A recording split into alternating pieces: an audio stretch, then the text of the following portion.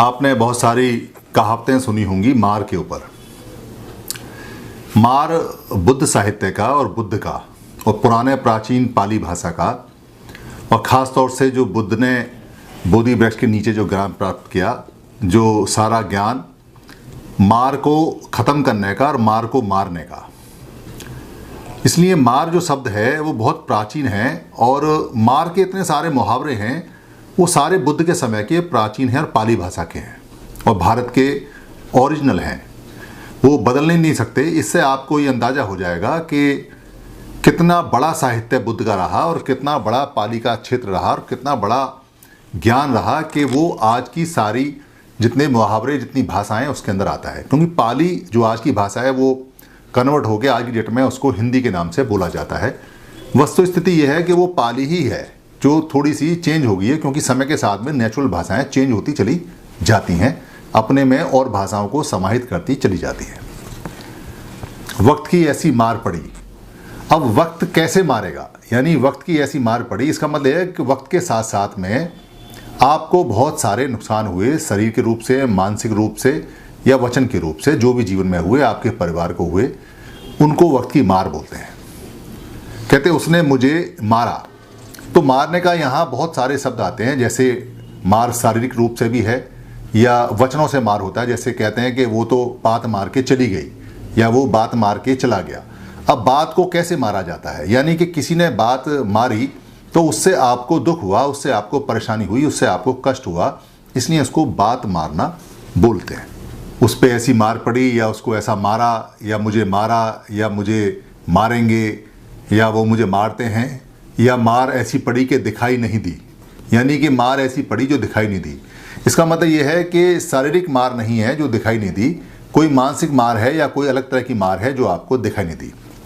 मार जो शब्द है, इससे जो लास्ट इसका आता है वो आता है मच्चू, यानी कि मृत्यु। मार जब अपने अधिकतम क्षेत्र में आती है, जो उसकी तीव्रता है या उसका जो लास्ट स्टेप है, जो लास्ट स्टॉप है उसका, वो है मृत्यु। जब मार बहुत बढ़ जाती है तो वो मृत्यु तक पहुंच जाती है और उसका अंत कर देती है उस चीज़ का, उस बात का, जो भी चीज़ के लिए मार आती है। और जो अमर हो जाता है, इसका मतलब है कि मार से वो परे हो जाता है, मार के क्षेत्र से परे हो जाता है। इसका मतलब कोई भी दुख या कोई भी नेगेटिव चीज़ उस पर असर नहीं करेगी, वो अमर हो गया। अमर व्यक्ति का जीवन भी खत्म होता है, यानी कि कोई व्यक्ति जैसे अमर हो गया, इसका मतलब ये नहीं है कि वो मृत्यु को प्राप्त नहीं होगा या उसका शरीर खत्म नहीं होगा। अमर का मतलब ये है कि अब वो मार के क्षेत्र से बाहर है। अब जितनी भी बुराई हैं वो बुराई उस पर असर नहीं करेंगी, अब वो दुख में नहीं पड़ेगा, अब वो दुख में नहीं आएगा, अब वो दुख से परे है। जितने भी पुराने भिक्खु या पुराने जो लोग थे, जो साधक थे, और या बुद्ध की बात कहें या अरहत की बात कहें या भिक्खुणी की बात कहें, तो वो सब मार से परे होते थे और उन सबको अमर बोलते थे। जो अमर तत्व है, जिसको अमृत बोलते हैं संस्कृत भाषा में, या अमर तत्व है। अमर तत्व का मतलब है कि आप अपने अंदर वो गुण पैदा कर लीजिए जिससे कि आपको कभी दुख ना हो या कोई ऐसी चीज़ आपको दुखी ना कर सके। अगर ऐसा ज्ञान, ऐसी नॉलेज या ऐसा प्रैक्टिस आप अपने अंदर पैदा कर लेते हैं, जैसा बुद्ध ने किया, भिक्खु ने किया, अरहत ने किया, जो लोग करते हैं, तो फिर कोई भी बुराई आपको मार नहीं सकती, तो आप अमर हो जाएंगे और ये अमर तत्व आपको प्राप्त होगा। और जब अमर तत्व आपको प्राप्त होगा तो आप अमृत, यानी आज की भाषा में कहें कि अमृत हो गए, तो आप अमृत प्राप्त कर लेंगे। यानी कि जो अमृत है या अमर तत्व है वो आप जीते जी प्राप्त कर सकते हैं। बाद के दिनों में इसको ऐसा कह दिया कि जो अमर है वो कभी मरेगा नहीं, जो अमृत है उसे पीने के बाद कभी मरेगा नहीं। ये बात ठीक है कि मरेगा नहीं का मतलब आता है कि वो बुराई उसके ऊपर नहीं आएगी, मगर इसका मतलब ये नहीं है कि वो अपने शरीर को हमेशा जीवित रखेगा। शरीर तो प्राकृतिक नियम जैसा शरीर में बना हुआ है, उसमें बूढ़े होने का फोल्डर होता है, उसमें मृत्यु का फोल्डर होता है, वो तो खत्म होना ही होता है। ये तो प्रकृति का नैसर्गिक सिद्धांत है कि एक वर्जन को ख़त्म होना होता है ताकि उसका नेक्स्ट अगला वर्जन, डेवलप वर्जन आ सके। आप थोड़ा बहुत उसकी स्पीड को कम कर सकते हैं। बुराइयां अगर आप ख़त्म कर देंगे तो आपकी आयु बढ़ जाएगी। आप अगर अच्छे काम करेंगे तो आपकी आयु बढ़ जाएगी। आप अच्छा सोचेंगे तो आपकी आयु बढ़ जाएगी। आप अच्छा खाएंगे, अच्छी हवा में सांस लेंगे तो आपकी आयु बढ़ जाएगी। आप अगर किसी को नुकसान नहीं पहुंचाएंगे तो आपके मन में कोई कष्ट नहीं आएगा, तो आपकी आयु, आपकी उम्र बढ़ जाएगी। ये छोटा मोटा बढ़ाने का घटाने का तो हो सकता है, मगर ऐसा नहीं हो सकता कि आप जीवन भर जिंदे रहें और मरे ना। ये इम्पॉसिबल बात है, क्योंकि मैटर का जुड़ना और मैटर का चिपकना, शरीर का बनना और बिगड़ना, ये प्राकृतिक रूप से बहुत करोड़ों सालों में जाके इसका सिस्टम डेवलप हुआ है जो उसके अंदर चलता है। आप होल्ड कर सकते हैं, रोक सकते हैं, मगर इसको अंत में जाना ही होता है। अगर कोई व्यक्ति, बुद्ध जैसा व्यक्ति अगर अपनी मृत्यु को रोक भी लेता है तो अपने शरीर को बूढ़ा होने से नहीं रोक सकता। इसलिए बुद्ध भी बूढ़े होते चले गए और लास्ट में उन्होंने अपनी मृत्यु की फाइल खोल ली और वो 3 महीने के बाद मृत्यु को प्राप्त हो गए, यानी शरीर को ख़त्म कर लिया। तो यहाँ जो मार है, अगर आप ध्यान से देखेंगे तो जैसे शर्म के मारे मर गया। अब शर्म के मारे मरना क्या होता है? कोई शर्म के मारे मर गई, इसे तो क्या बोलते हैं, शर्म मार गई। या किसी को इज्जत की मार देते हैं कि ये तो बेइज्जती की मार है या इज्जत की मार है। किसी को कहते हैं कि इसको जरा भी हया नहीं है, हया का मतलब शर्म ही होता है। तो ये मार के बहुत सारे रूप होते हैं। जैसे बातों की मार मैंने आपको बताया, क्रोध की मार होती है, जैसे क्रोध ने उसको मार दिया, या उसको लालच ने मार दिया, या उसको तन्हाई ने मार दिया, या उसको बहुत ज़्यादा पैसा मिल गया उसने मार दिया, या वो बहुत ज़्यादा काम के मारे मर गया, या उसके पास बिल्कुल काम नहीं है मर गया। यानी कि ये जो मार है, मार बेसिकली विस्तृत रूप है बहुत सारी बुराइयों का। एक बुराई को भी मार कह सकते हैं और बहुत सारी बुराइयों के समूह को भी मार कहा जा सकता है। इसलिए मार प्राचीन शब्द है जो पाली भाषा का शब्द है और आज भी इसको सब जगह इस्तेमाल होता है धड़ल्ले से। हालांकि आज की डेट में ऐसा बोलते हैं, मार का मतलब है किसी ने डंडे से मारा या गोली से मारा या चाकू से मारा, उसको मार बोलते हैं। मगर मार सारी बुराइयों के लिए आता है। जो अट्ठगाथा है पहली वाली, जिसके अंदर मार से लड़ाई होती है बुद्ध की, बैसाख पूर्णिमा की रात को। बेसिकली बैसाख पूर्णिमा की रात को जब बुद्ध ये संकल्प करते हैं कि अब मैं इस पीपल के पेड़ से तब उठूंगा जब मैं अपनी सारी बुराइयों को ख़त्म कर लूँगा और ये पता कर लूँगा कि दुख कैसे आता है और कैसे काम करता है। यानी कि वो अपने दुख जो उनके शरीर में है उसको देखना चाहते हैं कि ये कैसे वर्क करता है, क्यों हम दुखी होते हैं, क्या कारण है, ये निकलता कैसे, आता कैसे, जाता कैसे। इसलिए वो तपस्या कर रहे हैं, विपश्यना कर रहे हैं, साधना कर रहे हैं, मेडिटेशन कर रहे हैं, अपने शरीर में एक ही चीज़ को देख रहे हैं। जब वो देखते हैं तो ये पाते हैं कि शरीर के अंदर बहुत सारी बुराइयां शरीर में आ गई हैं। लालच है, घृणा है, क्रोध है, ईर्ष्या है, आलस है, ये इतने तरह की बुराइयां हैं। ये सारी बुराइयां, काम वासना है, सारी बुराइयों ने दुख पैदा किया हुआ है। इन बुराइयों को निकालने के लिए वो दृढ़ संकल्प हैं और वो इन बुराइयों को निकाल रहे हैं विपश्यना के थ्रू, यानी विपश्यना से, साधना से, तप से। अब इसको कैसे निकालते हैं, ये अगर आप विपश्यना में जाएंगे तो सीख जाएंगे कि ये कैसे निकलती हैं। निकल जाती हैं, क्योंकि मैंने भी विपश्यना बहुत बार की है और मैं करता भी हूँ। तो मैं आते हुए भी देखता हूँ और जाते हुए भी देखता हूँ कि बुराई कैसे आती है, कैसे जाती है। अच्छाई शरीर के अंदर होती हैं, अच्छाई बाहर से नहीं आती। यानी कि अगर आप बुराइयाँ निकाल देंगे सारी, तो अच्छाइयाँ पहले से ही शरीर के अंदर मौजूद होती हैं। जैसे एक छोटा बच्चा होता है, वो बिना बुराई के साथ पैदा होता है तो वो हमेशा हंसता रहता है, खेलता रहता है। बड़ा होता है तो बुराइयाँ आती रहती हैं, उसकी हंसी बंद हो जाती है। जैसे जैसे बड़ा होता है उसकी हंसी रोने में बदल जाती है। तो अच्छाइयों के साथ मनुष्य पैदा होता है, जानवर भी अच्छाइयों के साथ पैदा होते हैं। बुराइयाँ उनको ढक लेती हैं। आप बुराइयों को निकाल देंगे और बुराई नहीं आने देंगे, अच्छाइयाँ पूरे शरीर में कब्जा कर लेंगी, पूरे शरीर में अच्छाई हो जाएंगी। तो बुद्ध अपने शरीर में जब बुराइयाँ निकालते हैं तो सारी बुराइयाँ मिलकर ये कहती हैं, वो मार के नाम से चली जाती हैं कि हमको मत निकालो, यानी बुराई अपने निकालने का प्रतिरोध करती हैं। ठीक ऐसे ही जैसे कोई व्यक्ति को बहुत ज़्यादा क्रोध आता है और उसको कहा है कि तुम क्रोध मत करो, मगर जब उसको क्रोध आता है तो ये भूल जाता है कि क्रोध कैसे ना करें। मगर उसको अगर याद दिला जाए तो वो कुछ ना कुछ बहाना ढूंढता है और अपने क्रोध पे काबू और कंट्रोल करने की कोशिश करता है। तब उसको बड़ी परेशानी होती है, क्योंकि क्रोध को या कोई ईगो है या कोई आलस है या कोई लालच है। जैसे किसी को बहुत ज़्यादा लालच है कि पैसा कमाना है और उसको कहा कि अपने लालच को कंट्रोल रखो, तो उसे बड़ी परेशानी महसूस होती है शरीर के अंदर। उसके शरीर का ब्लड प्रेशर बढ़ जाता है, टेम्परेचर बढ़ जाता है, वो बीमार हो जाता है, उसके कहीं ना कहीं दर्द होना शुरू हो जाता है, उसके चेहरे टेढ़े मेढ़े होने शुरू हो जाते हैं, चेहरे लाल होना शुरू हो जाता है, आँखें उसकी लाल होनी शुरू हो जाती हैं। क्योंकि वो जो बुराई है वो कहती है कि हमको करो, हमें बढ़ाओ। क्योंकि बुराई अगर शरीर पर कब्जा नहीं करेगी तो वो शरीर को मार नहीं पाएगी, यानी मृत्यु तक नहीं पहुंचा पाएगी। और मृत्यु तक पहुंचाने का उसका काम है, वो शरीर को मृत्यु तक पहुंचाना चाहती है जल्दी से जल्दी। इसलिए बुराई जो है वो मृत्यु की एजेंट है, यानी बुराई मृत्यु को लेके आती है। अगर बुराई नहीं आएगी तो मृत्यु के आने में देर होगी। इसलिए वो कोशिश करती है कि जल्दी जल्दी अपना काम खत्म करे और जल्दी जल्दी मृत्यु तक मनुष्य को पहुंचा दे या जानवर को पहुंचा दे। इसलिए ये सारी बुराई को मार कहा गया है, इसको मार के नाम से जाना जाता है। तो मार बहुत तरह की होती है, हजारों तरह की मार होती है, जो भी बुराई है उसको मार कहा गया है। इसलिए पुराने मुहावरों में मार शब्द बहुत ज़्यादा प्रचलित है।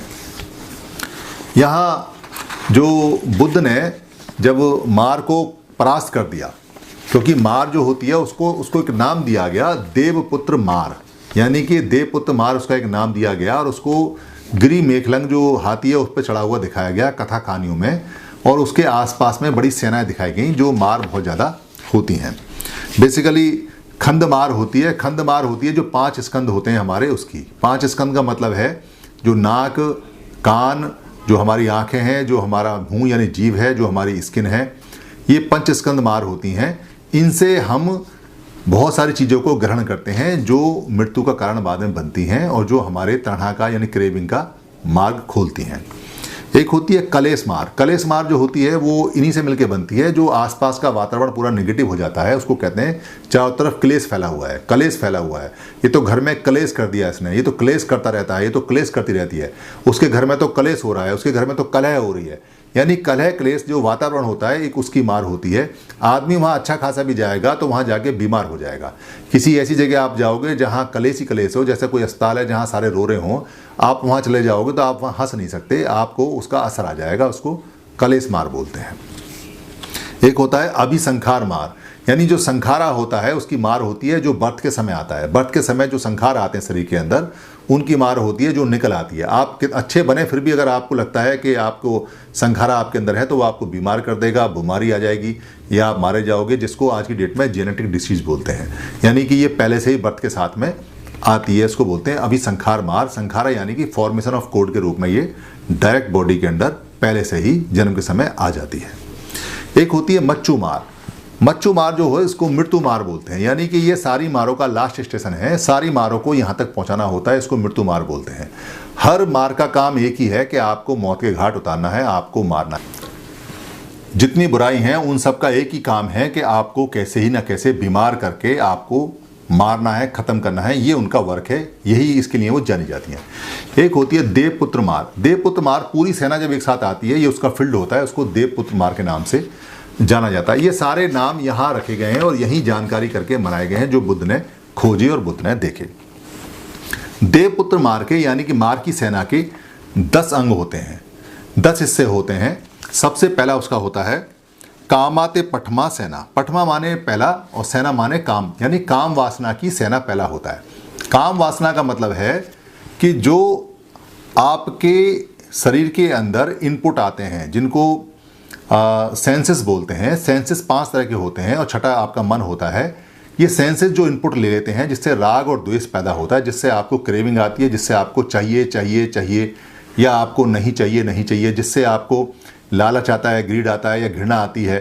वो पहला का पहला जो स्कंद है, यानी पहला जो समूह है इन 5 चीज़ों का, जैसे बहुत ज़्यादा खाना चाहिए आपको, या स्मेल अच्छी चाहिए, या स्किन के टच अच्छे चाहिए, या आँख को हमेशा अच्छे दृश्य चाहिए, या जो आपका जीव है उसको अच्छे स्वाद चाहिए, या मन को हमेशा अच्छा अच्छा चाहिए। ये पहला फील्ड है सेना का जिसमें आपको चाहिए। दूसरा है द्वितीय अर्ति बुच्चति। द्वितीय अर्ति बुच्चति यानी कि अर्ति। अर्ति क्या है? द्वितीय अर्ति है जो बताया जाता है।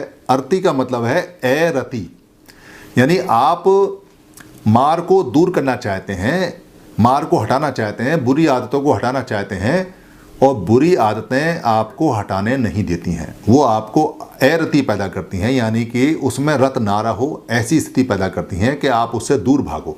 अरे साधना क्यों कर रहे हो, मेडिटेशन क्यों कर रहे हो, विपस्सना क्यों कर रहे हो, क्यों शराब छोड़ रहे हो, क्यों सिगरेट छोड़ रहे हो, क्यों जुआ छोड़ रहे हो, क्यों चोरी छोड़ रहे हो, क्यों हत्या छोड़ रहे हो, अरे इससे फ़ायदा है, ये बहुत बढ़िया है। ऐसे करके मन आपको समझाएगा और उसमें अरति में लेके आएगा ताकि आप विपस्सना साधना मेडिटेशन में या अच्छी बातों में रत ना रहें।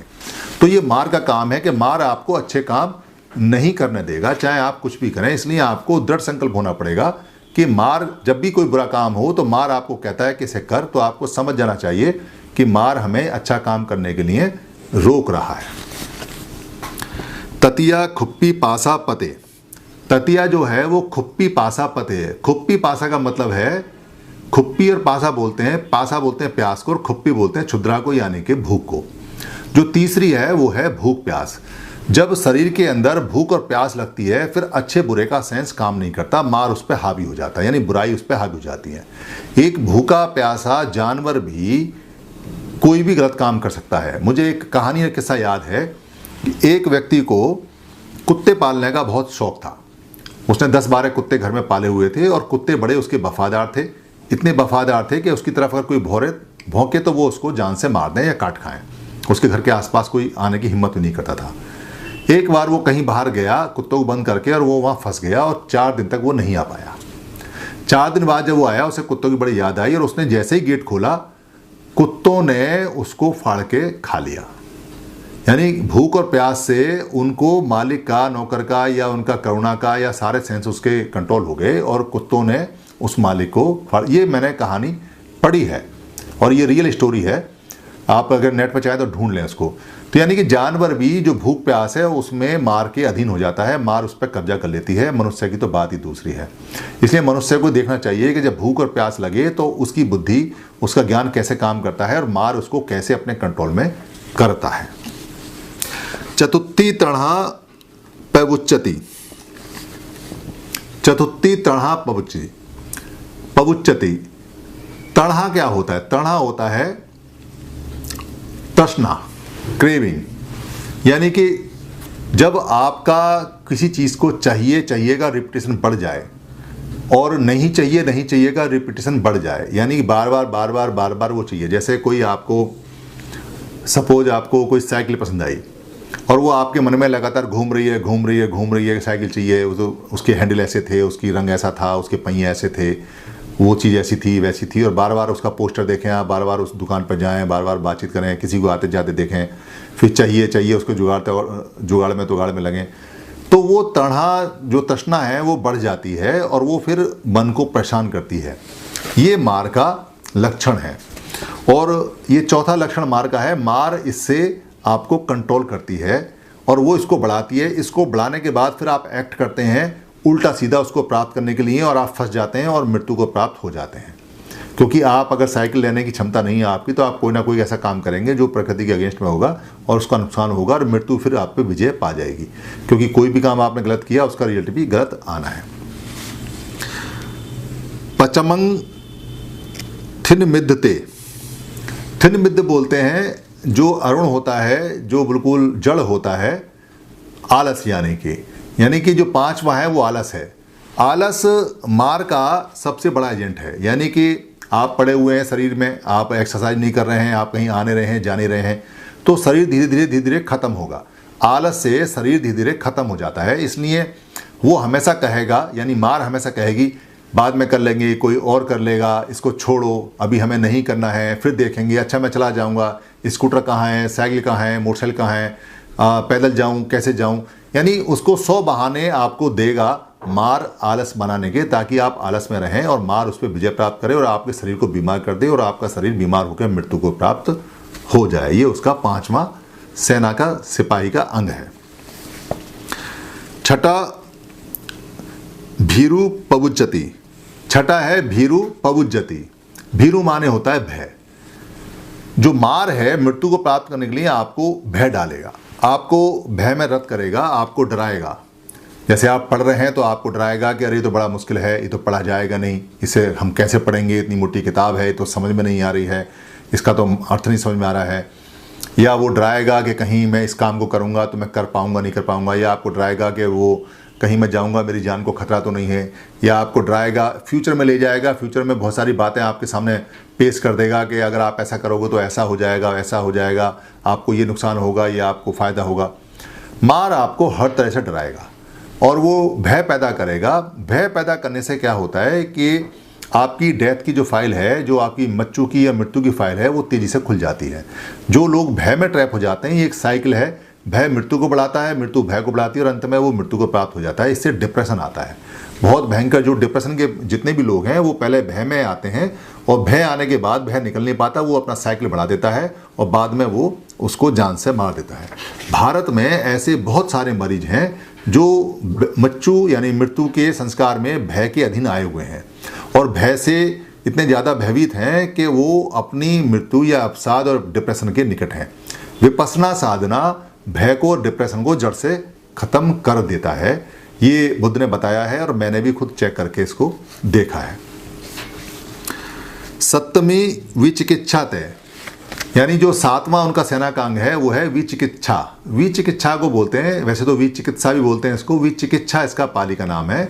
विचिकित्सा का मतलब है संदेह करना, यानी कि आप अपनी मेहनत पे, अपनी एजुकेशन पे, अपनी विद्या पे, या जो बुद्ध ने बताया हुआ रास्ता है, जो जीवन के लिए रास्ता है, अगर आप उस पर शंका करते हैं तो वो बार बार शंका में डालेगा। वो कहेगा अरे नहीं, ये रास्ता ठीक नहीं है। वो बार बार आपको, यानी मार जितनी भी है, बुराई शरीर की जितनी भी है, वो कहेंगे अरे इससे तो कुछ नहीं होने वाला है, विपश्यना साधना से क्या होगा, अरे ये तो कुछ नहीं है, बैठे बैठे रहने से कुछ नहीं होगा। ऐसे करके वो आपके मन में संदेह डालेगा, ऐसे करके वो आपके मन में डाउट डालेगा और डाउट डालने का बाकायदा पूरा पूरा प्रोसेस भी देगा। यानी आपका माइंड, आपके मन आपका खुद ये कहेगा कि ठीक नहीं है, ऐसा नहीं होगा, ये तो बेकार चीज़ है, ऐसा तो कुछ नहीं है।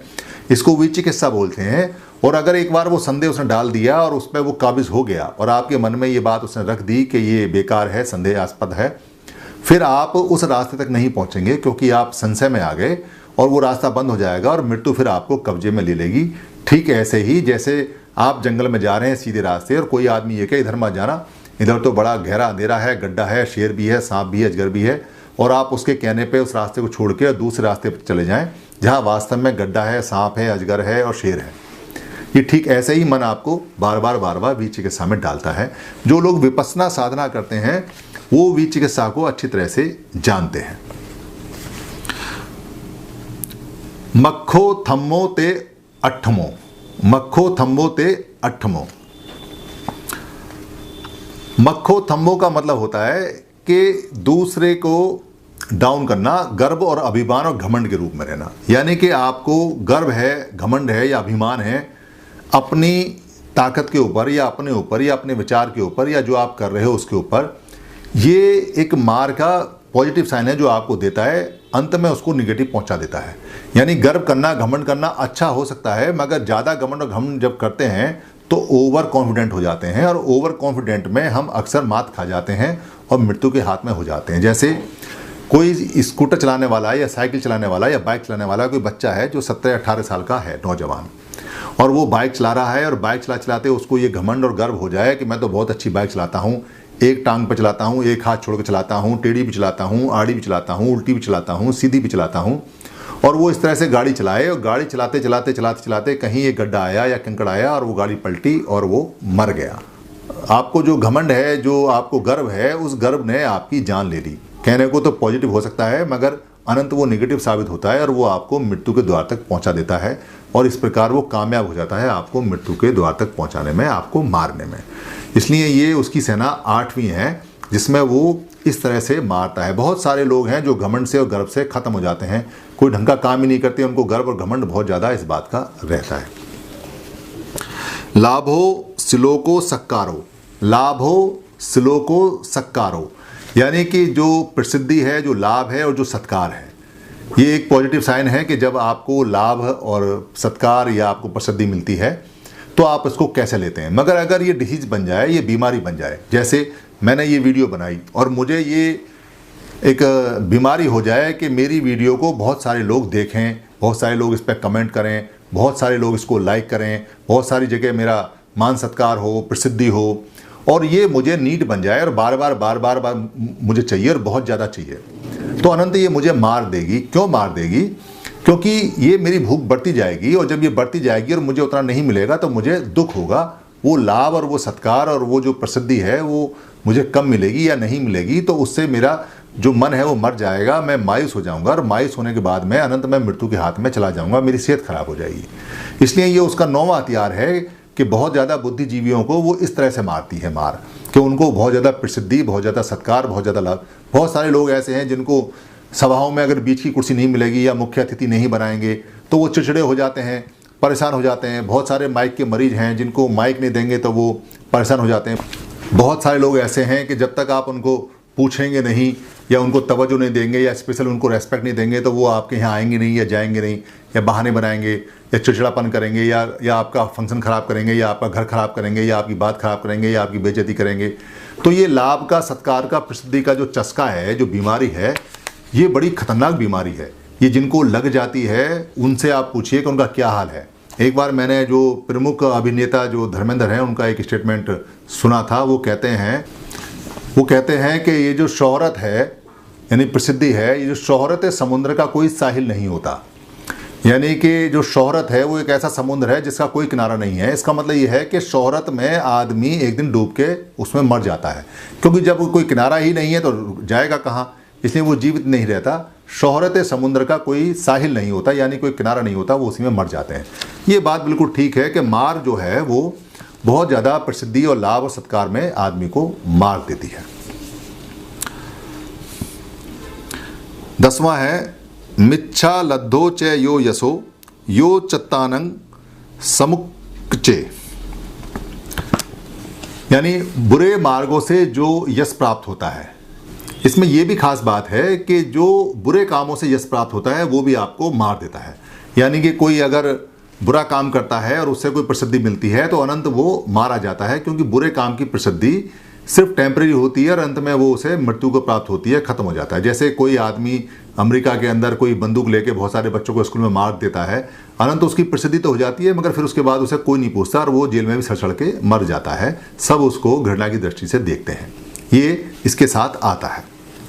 यो चत्तानंग समुक्तंचे, समुक की माने होता है आत्म प्रशंसा, यानी कि जिसको आत्म प्रशंसा की आदत पड़ जाए, मार उसको जल्दी खत्म कर देता है। या पर निंदा, पर निंदा या आत्म प्रशंसा दोनों में से जो बीमारी लग जाए या दोनों जिसको लग जाए, किसी की बुराई करना या अपनी प्रशंसा करना। बहुत सारे लोगों को ऐसी होती है जो 24 घंटे, एक तो हमने करेक्टर ऐसा देखा एक सभा के अंदर, वो बड़ा जाना माना रिनाउंड वकील, और माइक पे अगर वो आधा घंटा बोलेगा तो मैं के अलावा कुछ नहीं बोलता। मैंने ये किया, मैंने वो किया, मैं वहाँ वो, मैं ये, मैं वो। अच्छा, सुनने वाले भी बहुत कमाल के हैं।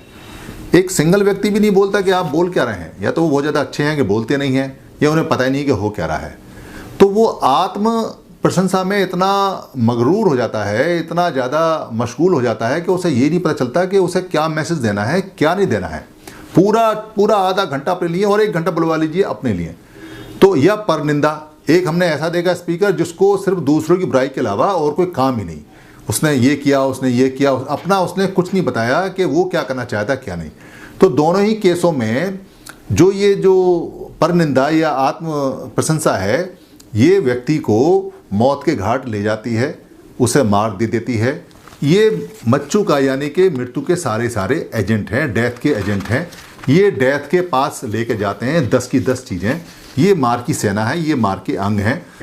अगर आप किसी उसमें देखेंगे जो पिक्चर है मार की बुद्ध के साथ में, तो आप उसमें देखेंगे कि किस तरह से आती है। मार की 3 कन्याएं भी होती हैं, यानी कि जो कहानियों में बताया गया है वो मार की 3 कन्याएं भी हैं। वो कौन सी हैं? तृष्णा, एरति और राग। यानी तृष्णा है, एरति है और राग है। एरति भी मैंने आपको बताया है, तृष्णा भी बताया है और राग भी बताया है। ये तीनों मार की पुत्रियों के नाम से जानी जाती हैं। जब भी आपसे कहा जाए कि मार की 3 पुत्रियों के नाम बताओ, तो मार एक सेना का नाम वैसे ही बनाया गया है, जिसको देवपुत्र बोलते हैं कि देवपुत्र की सेना है, और उसकी ये 3 पुत्रियां हैं, एरति है, राग है और तणहा है। अंत में, क्योंकि मार को आप पूरे जीवन में देखेंगे और खुद मृत्यु के शिकार भी एक ना एक दिन होंगे, जब आपको मृत्यु आएगी तो आप देखना, आप ध्यान से देखेंगे कि कौन कौन सी बीमारियां आपके पास आ रही हैं, कौन कौन से कारणों से वो पैदा हुई हैं, मन कितना आपका अशांत है, मन कितना आपका अशांत है, इनमें से कौन कौन सी चीज़ आप पे भारी पड़ी हैं, कौन सी कम पड़ी हैं। मार को भगाने का भी तरीका है, यानी कि मार को मारा जा सकता है। कैसे? अगर आप पंचशील का पालन करते हैं तो मार को कमज़ोर कर देंगे। यानी कि अगर आप पंचशील का पालन करेंगे तो मार आपको इतना ज़्यादा परेशान नहीं करेगी, बल्कि खुद परेशान हो जाएगी। अगर आप विपස්සना करेंगे, पंचशील का पालन साथ में करेंगे, तो मार लगभग कमज़ोर होके, बिल्कुल बीमार होके कोने में पड़ी रहेगी, वो आपका कुछ नहीं बिगाड़ सकती। और अगर आप कहीं आहत हो जाते हैं तो फिर तो आपने मार पे जीवन प्राप्त कर लिया, आपने मार को मार दिया। मार फिर आपके अधीन और कंट्रोल में आ गई। आप जब चाहें जब अपनी मृत्यु को प्राप्त हो जाएं, जब चाहें जब आप जो चाहें वो करें, फिर आपके अधीन रहता है। बुद्ध ने मार को कंट्रोल कर लिया था और बार बार जो मार है वो बुद्ध के पास आता था और रिक्वेस्ट करता था कि अब आपने बहुत जीवन जी लिया है, अब आप मेरी बात मानो और अब मृत्यु को प्राप्त हो जाओ। कई बार ऐसा कहा, मगर हर बार बुद्ध ने ये मना कर दिया कि अभी नहीं, अभी मेरा जो भिक्खु संघ है, जो धम्म है, वो मैंने अभी पूरी तरह से फैलाया नहीं है। फिर लास्ट में मार आता है और वो कहता है कि अब आपका भिक्खु संघ भी पूरी तरह से तैयार है, अब आप क्या बोलते हैं मृत्यु को प्राप्त हो जाइए। और उसने निवेदन किया। तब बुद्ध ने कहा कि ठीक है, मैं 3 महीने बाद मृत्यु को प्राप्त हो जाऊंगा, मार की रिक्वेस्ट पर। ऐसी मार की रिक्वेस्ट बुद्ध जैसे लोग ही कर पाते हैं। आप भी मार को कंट्रोल कर सकते हैं, मृत्यु को कंट्रोल कर सकते हैं अगर विपश्यना साधना करें तो। मार बहुत इंपॉर्टेंट फैक्टर है, क्योंकि जितना धम्म और जितना बुद्ध है उतना ही मार भी है। मार को कम करके हाँका नहीं जा सकता। पॉजिटिव एनर्जी के साथ में बराबर की नेगेटिव एनर्जी हमेशा रहती है। आप एक्टिवेट किसको करते हैं ये आपके ऊपर है। आप नेगेटिव एनर्जी को एक्टिवेट करेंगे तो आपको नेगेटिव रिजल्ट मिलेंगे, अगर आप पॉजिटिव एनर्जी को एक्टिवेट करेंगे तो आपको पॉजिटिव रिजल्ट मिलेंगे। ऐसा नहीं हो सकता कि आप नेगेटिव एनर्जी को एक्टिवेट करें, बुरे काम करें और आपको अच्छे फल मिले। धन्यवाद।